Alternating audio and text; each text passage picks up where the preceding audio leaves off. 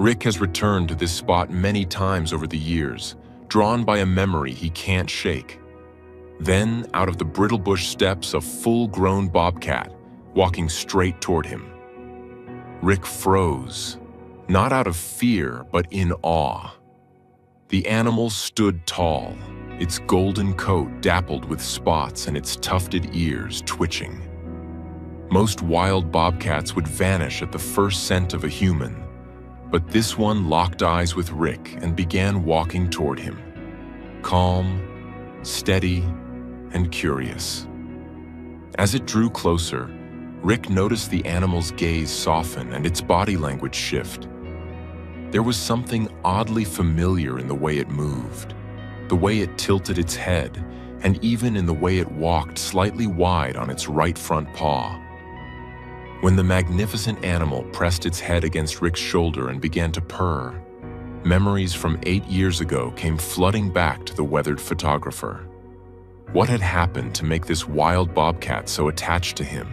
Before we start, hit the like button and make sure to subscribe if you haven't, and hit that notification bell so that you won't miss any new stories. Of all the qualities a man might possess, patience was the one Rick prided himself on most. At 70, his face was a testament to a life lived outdoors, a sun-etched canvas of deep lines that spoke of squinting into the glare of 1,000 sunrises and smiling at the quiet wonders of the wild. For over 4 decades, he'd been a nature photographer, a calling that demanded more stillness than movement, more waiting than doing. It was a profession built on the art of becoming part of the landscape, of blending into the background until the world forgot you were there. He'd practiced that art in the biting cold of the Alaskan tundra and the thick, humid air of the Florida swamps, all in pursuit of that one perfect fleeting moment. Now, in the gentle dawn of the Arizona grasslands, his pilgrimage had brought him back to a place that held a piece of his soul. He had returned to this spot many times over the last 8 years, each trip a quiet, unspoken anniversary. The landscape was a character in his life story, as familiar as an old friend. He knew the way the morning light first touched the distant mesas, turning them from hazy purple to a fiery, brilliant orange. He knew the skittish dance of the roadrunners and the lazy circling of hawks on the thermal currents. It was a beautiful, lonely existence, and the loneliness had returned after his wife Clara's passing. A quiet ache that the wilderness could soothe but never fully heal. He knelt, the familiar creak of his knees a reminder of the years, and adjusted his tripod. The camera, a sleek black instrument that felt like a natural extension of his own eye, was aimed at a distant ridge. He was framing a wide shot, hoping to capture the essence of this vast, sun-bleached expanse, a place of harsh beauty and profound silence.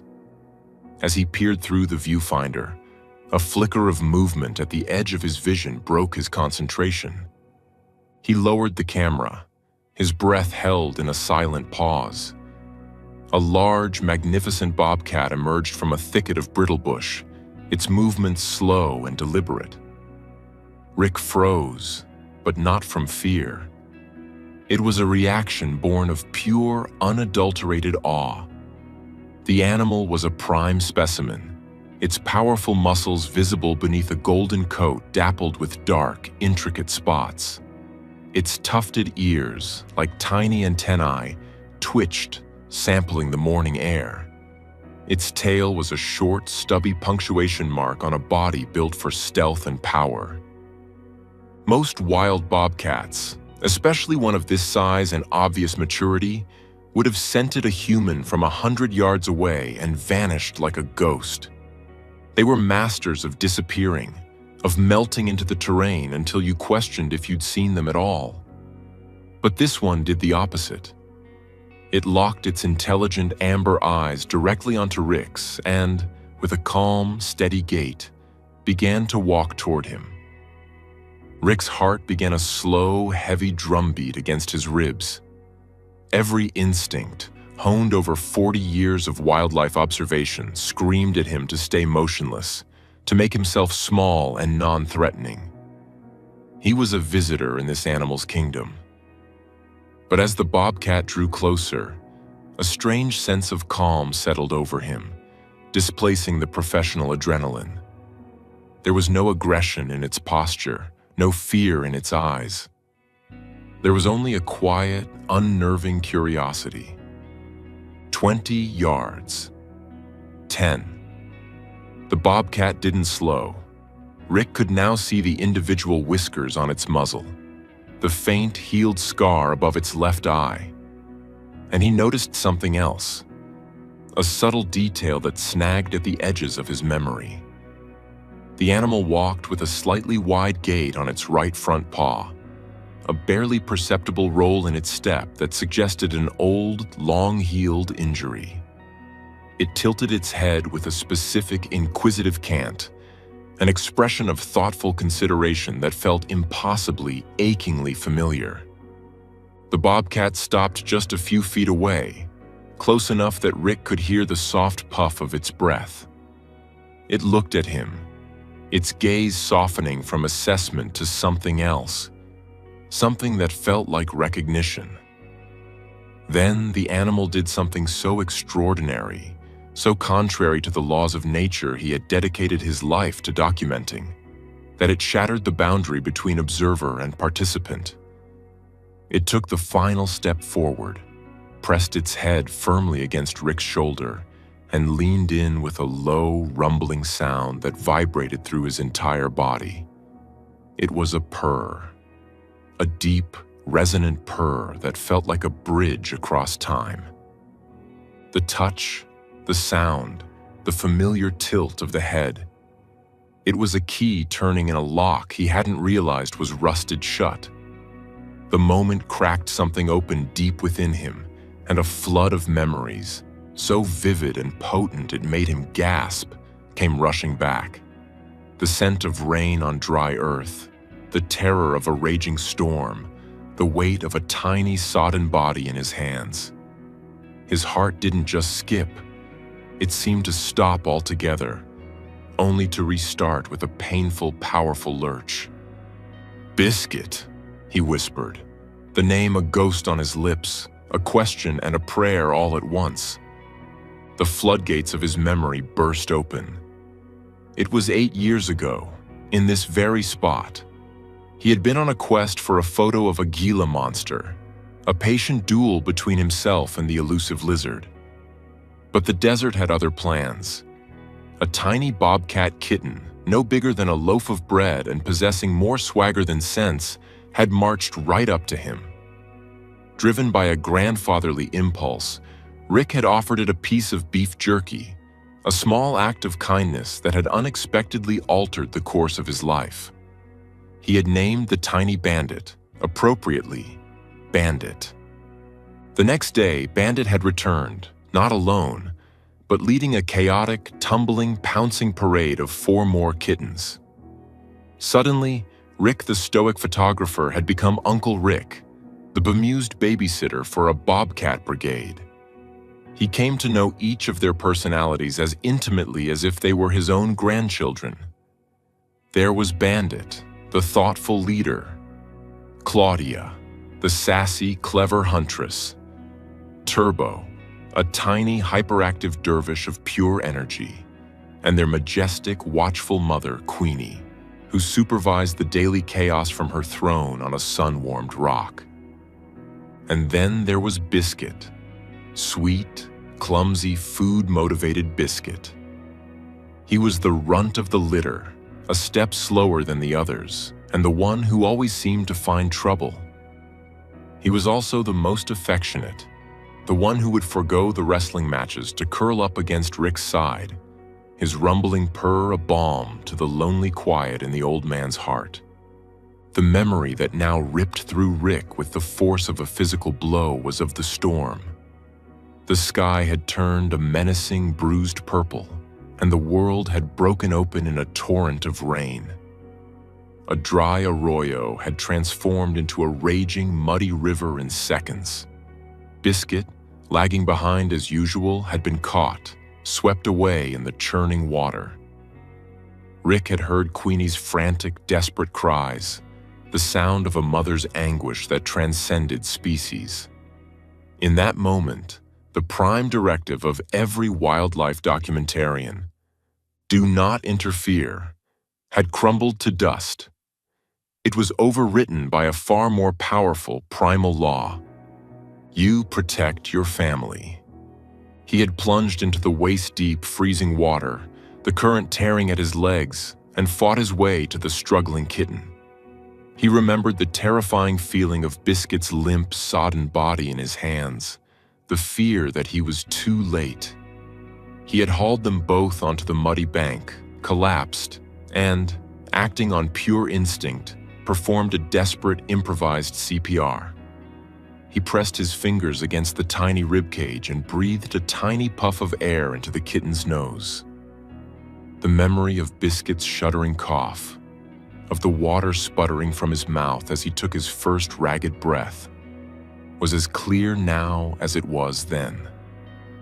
He had wrapped the trembling kitten in his jacket and seen Queenie watching him, her expression no longer wary, but filled with a profound gratitude that needed no translation. For 2 days, he had nursed Biscuit back to health in his small cabin, feeding him weak chicken broth from his finger, his patient sleeping on a pillow beside his bed. The bond forged in those days of shared trauma and gentle care was unlike anything he had ever experienced.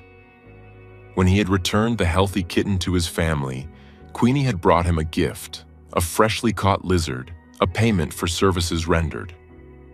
For the rest of that season, their strange, beautiful routine continued until the day the grasslands fell silent, and he knew they were gone for good.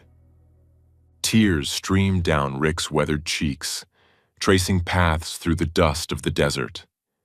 He was back in the present, the weight of the full-grown bobcat still leaning against him, the deep purr a steady, living anchor to the past.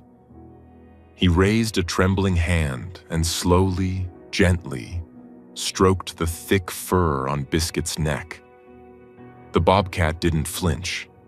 He leaned into the touch, a soft chuff escaping his throat.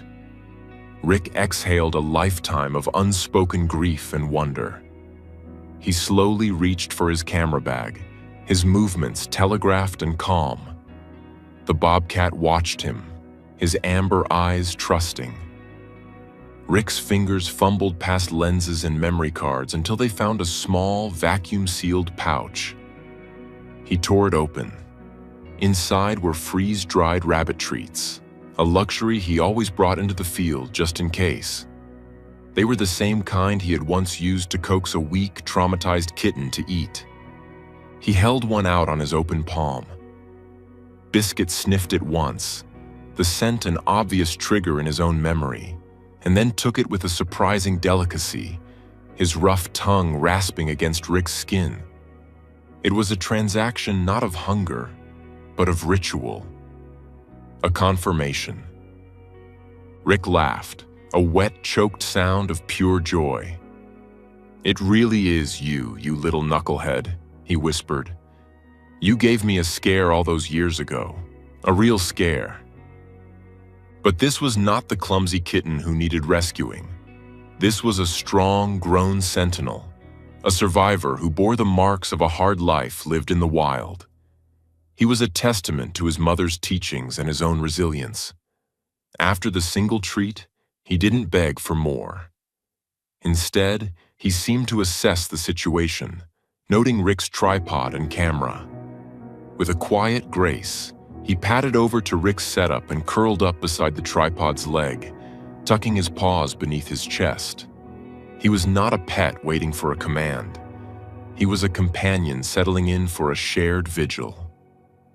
For the next hour, Rick forgot about photography. He simply sat on the dry, warm earth, his hat brim occasionally touching the fur on Biscuit's head, and absorbed the reality of the moment. He watched the confident rise and fall of the bobcat's chest, the way his ears swiveled to track the distant call of a canyon wren. The silence between them wasn't empty.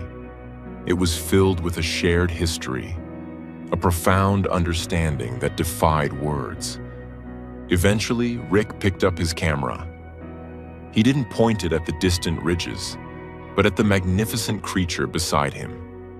He filmed, not with the detached eye of a documentarian, but with the loving gaze of a grandfather. He captured the way the sunlight illuminated the gold in Biscuit's fur, the quiet intelligence in his eyes, the almost imperceptible twitch of his tail. A quail rustled in a nearby creosote bush. Biscuit's head lifted, his body instantly tensing with the coiled energy of a predator. His focus was absolute. Rick thought this was it. That instinct would take over and he would be gone in a flash of spotted fur. But after a long, tense moment, Biscuit relaxed.